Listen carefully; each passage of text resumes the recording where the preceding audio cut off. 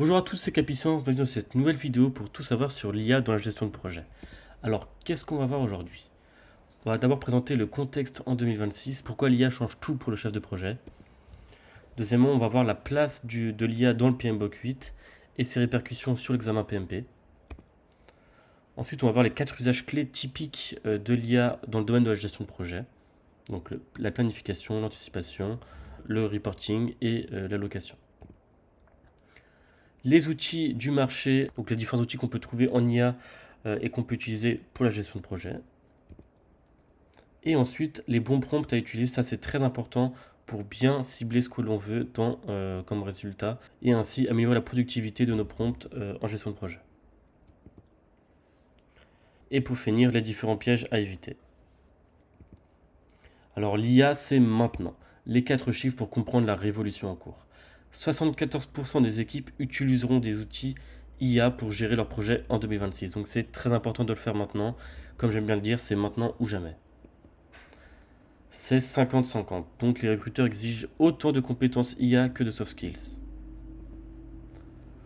x3 en productivité. Donc les gains estimés sur les tâches administratives sont de x3 donc pour le reporting, le suivi ou les comptes rendus. Et le PMP testable, l'IA est officiellement au nouveau programme du nouvel examen PMP 2026, ce qui montre l'importance de l'IA dans l'ère d'aujourd'hui. Donc la source Cornerstone 2026. L'IA dans le PMBOK 8. Donc comment cela se représente dans le PMBOK 8? L'objectif n'est pas de transformer les chefs de projet en experts techniques, mais de les aider à utiliser l'IA pour planifier, anticiper, reporter. L'accent est mis sur un usage responsable sous supervision humaine. Donc ça c'est dans le PMBOK 8, l'appendice sur l'IA. Donc les 4 changements concrets. Donc l'IA c'est la première fois dans l'histoire du référentiel du PMI. C'est un sujet qui est testable au nouvel examen PMP 2026 qui sortira le 9 juillet, donc très prochainement. Attendu dans les domaines personnes et process. Si vous voulez savoir le pourcentage de ces domaines-là dans l'examen PM, n'hésitez pas à aller dans mes différentes vidéos où je fais PMBOK 7 versus PMBOK 8. Vous verrez la différence entre les deux examens. Use cases intégrés dans plusieurs domaines de performance, donc la planification, les risques et les ressources. Et la considération éthique et de gouvernance IA explicitement mentionnée. Les 4 usages clés de l'IA. Alors, tout comme on l'a dit, il y a la planification pour la génération de WBS, l'estimation automatique, les scénarios alternatifs et le chemin critique.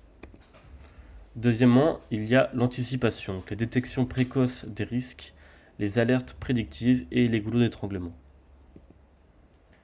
Troisièmement, il y a le reporting, donc c'est les synthèses automatiques, les dashboards intelligents, les mails de statut générés et multilangues. Donc tout ce qui est automatisable en reporting, c'est super important pour l'IA. Et l'allocation, donc l'affectation optimale des ressources, le matching profil-tâche et l'équilibrage de charges. Qu'est-ce qu'on peut trouver comme outil et qui est utilisable pour augmenter la productivité de notre gestion de projet? Notion AI, donc pour la prise de notes. On le retrouve pour à peu près 20 $ par mois. Et c'est pour la documentation, les résumés, les bases de connaissances. Monday.com, les visuels, automatisation IA, suivi de projet pour environ 12 $ par mois. Asana Intelligence, donc l'équilibrage de charges, prédiction, délai, pour environ 25 $ par mois. ChatGPT Claude, donc assistant général polyvalent, tout usage, à peu près pour 20 € par mois, mais bien évidemment pour toutes les IA que je vous donne, il y a des essais gratuits. Donc Microsoft Copilot, donc c'est les intégrations natives sur l'Office, on le retrouve en abonnement payant dès 30 $ par mois. Conseil, vous pouvez commencer avec ChatGPT ou Claude avant d'investir dans un outil spécialisé car il y a des essais gratuits.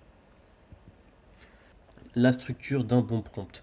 Il est très important de faire un bon prompt pour avoir une réponse de qualité. Alors, premièrement, il faut donner le rôle. Par exemple, tu es un chef de projet PMP avec 10 ans d'expérience en IT si vous travaillez dans l'IT. Deuxièmement, le contexte. Donc là, vous expliquez le contexte de votre projet sans donner trop d'informations sur les données sensibles du projet. Donc par exemple, mon projet, migration ERP, équipe de 12 personnes avec un budget de 800 000 € par exemple. Les objectifs. Donc là, vous donnez les objectifs que vous voulez avec l'IA. Par exemple, je veux une checklist de risque typique pour une migration ERP. 4. Le format. Donc là, on peut dire comment on fait une réponse pour les risques. On peut dire un tableau avec risque, probabilité et un plan de mitigation associé. Et on peut aussi demander de calculer la sévérité en fonction de la probabilité et de l'impact, etc. Donc vous pouvez faire dans le format que vous voulez. C'est très important de dire les 4, comme ça vous aurez une réponse que vous attendez et ça ne nécessitera pas de rework.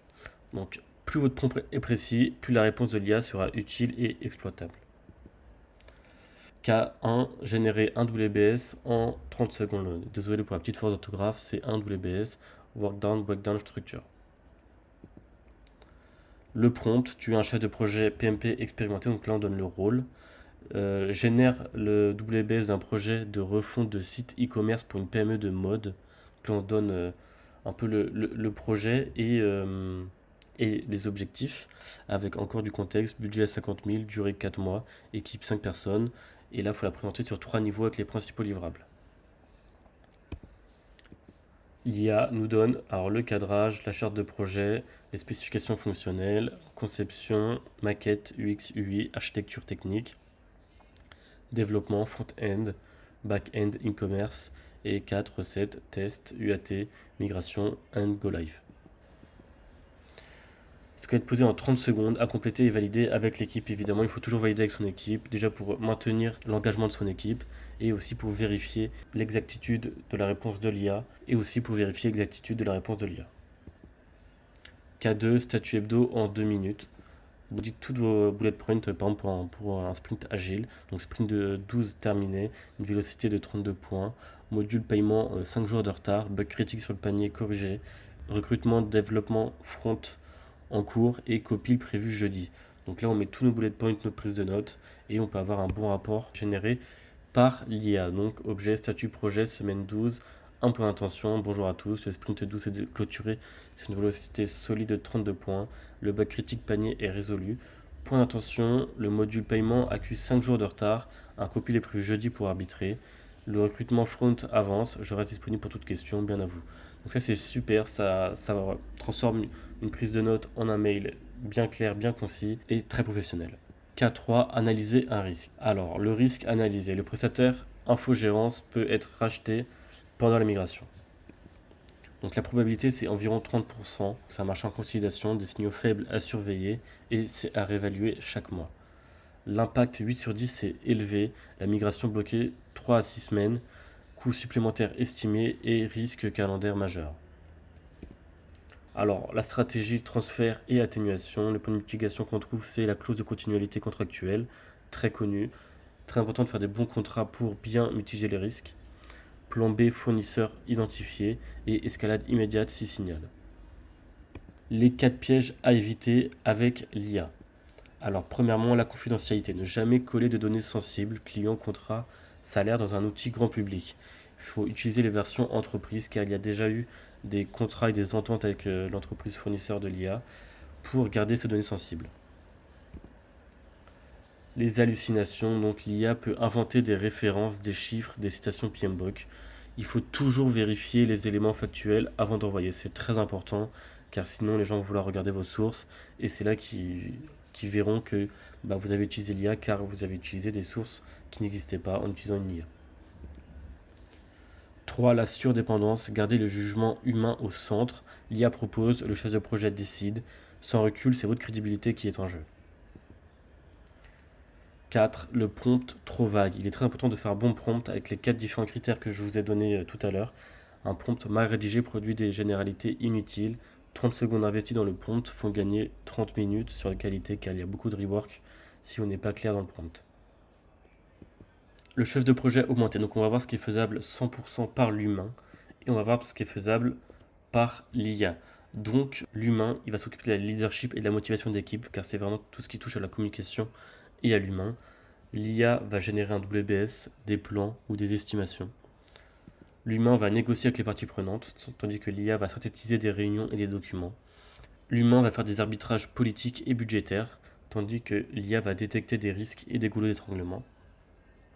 L'humain va s'occuper de l'empathie et de la résolution de conflits, tandis que l'IA peut rédiger des mails, des statuts et des comptes rendus. L'humain va s'occuper des décisions stratégiques engageantes, tandis que l'IA peut traduire et reformater à la volée. Le chef de projet 2026 n'est pas remplacé par l'IA, il devient un chef de projet augmenté. Le plan d'action en 5 étapes pour s'améliorer avec l'IA en gestion de projet et donc augmenter sa productivité.